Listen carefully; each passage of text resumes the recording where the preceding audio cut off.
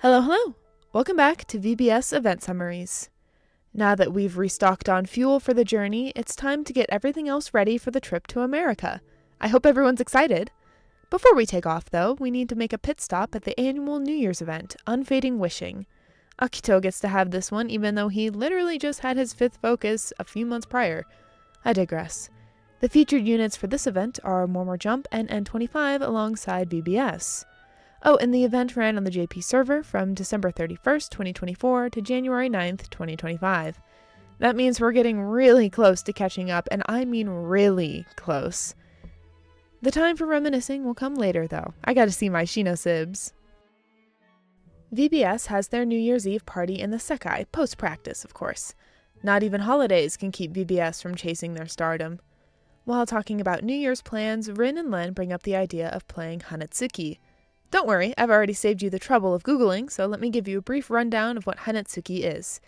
Basically, it's a game similar to badminton, just the rackets they use are solid wood and don't have nets. It's traditionally played on New Year's Day in Japan.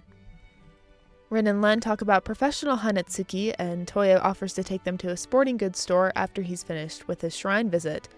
Oh, and of course, Akito just so happens to have an opening in his schedule around the same time and place, so he'll be coming along too, obviously. Glad we're not crashing their pancake date that Toya so graciously tells everyone about. Anna-nan! Hi, Anna! Well, what's a New Year's event featuring Akito and N25 if my most favorite, spectacular, wonderful artist Anna Shinonome isn't featured? New Year's is for spending time with your family, and this year, we get to look in on what that entails for the Shinonome family. Shinomama made soba for her kids, and it's Akito's job to go drag Anna out of her room to go have some.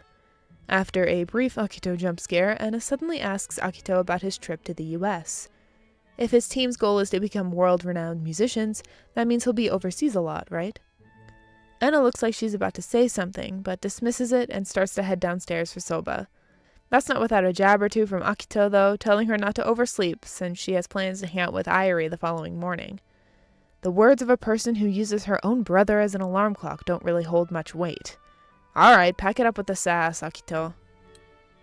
The next part is a little look at the Mormor Jump side of things. It's nothing wild, just talking about prep for their next Mormor Jump livestream on January 2nd. I think the only thing of note here is that they're planning on showcasing some New Year's type games. I'm sensing a connection to whatever Akitoya is planning at the mall. Yay, Akitoya got good blessings at the shrine! Good for them, good for them. As they walk over to the cafe, Toya gets Akito talking about the pancakes. I think Toya just likes the sound of Akito's voice or something. I know what you are.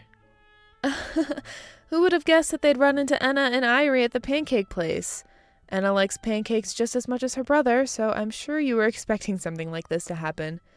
The siblings glare at each other while Irie and Toya cheerfully greet each other and make some small talk. My senses were right as well. Once Toya mentions their plan for competitive Hanetsuki, Irie jumps on the idea and writes it down as a possible activity for the Mormor Jump stream. They also talk about what their families usually do on New Year's Day.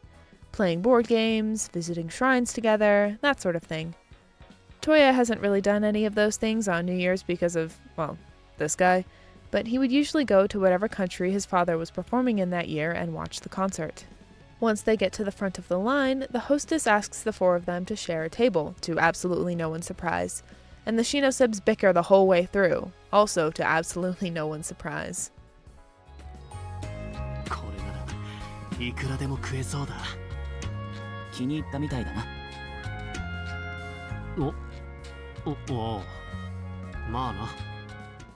While they eat and talk, Akito thinks about how weird it is that Anna has such a good friend. Wow, okay, way to discredit her like that.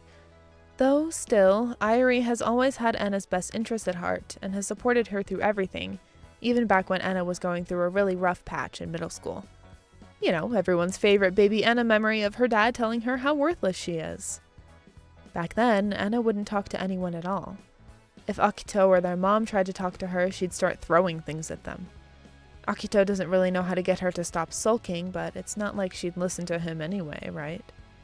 Middle school Akito is doing his usual rounds around Vivid Street when he runs into Irie.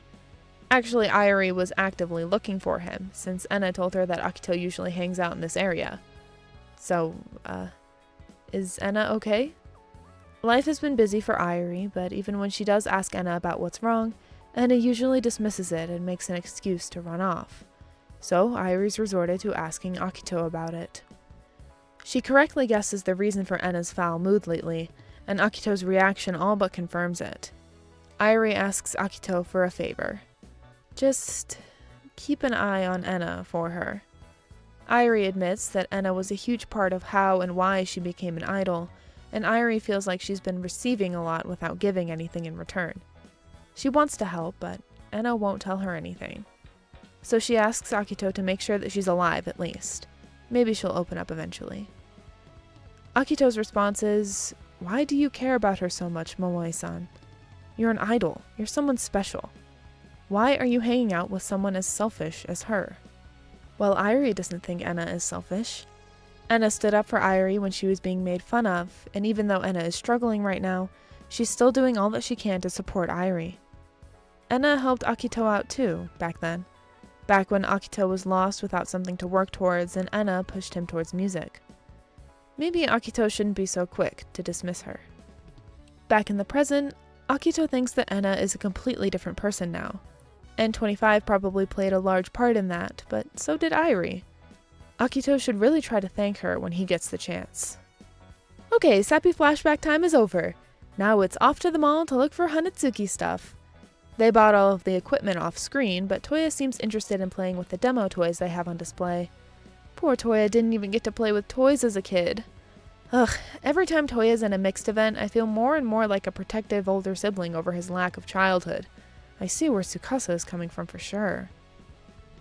Irie and Enna play with some spinning tops for a little, and Enna eventually takes out her sketchbook and starts to draw them.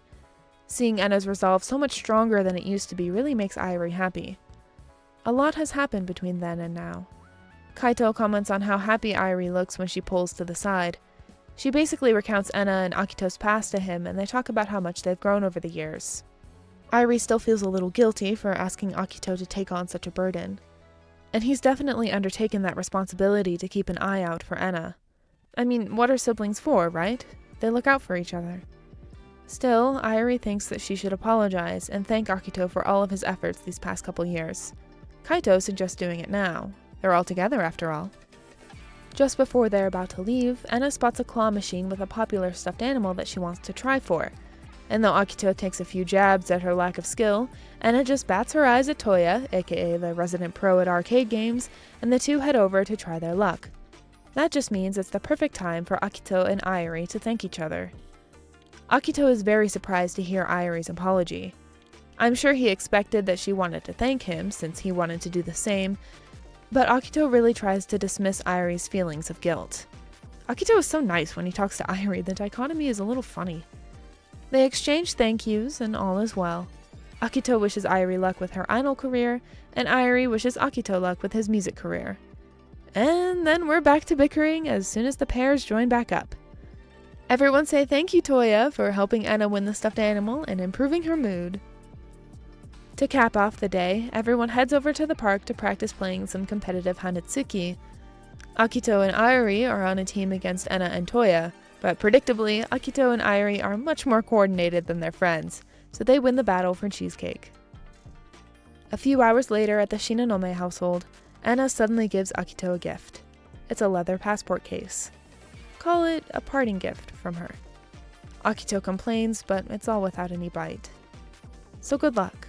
Go out there and do your thing. With that, Enna leaves just as quickly as she came. Akito was worried that his time to hang out with Toya would be ruined by running into Irie and Enna, but it ended up being a good way to start off the new year, didn't it? And that brings us to the end of the beginning. A new arc, a new start for VBS, lots of things to look forward to. I wasn't expecting to be hit with the Shino Sib's beam of sappiness and nostalgia, but I think I got through it well enough, right? Yeah, I'm good, I'm okay. These two really do get to me sometimes, though. Maybe we'll get our real Akitoya date soon. As much as I love Enna, we did miss out on a golden opportunity for a canon Akitoya date. I guess I'll just have to make my own. That'll be for later, though. We're finishing up the stretch of Akitoya events, with Toya's fifth focus next on the list. It's time to take off. For America! Yay! I'll see you then.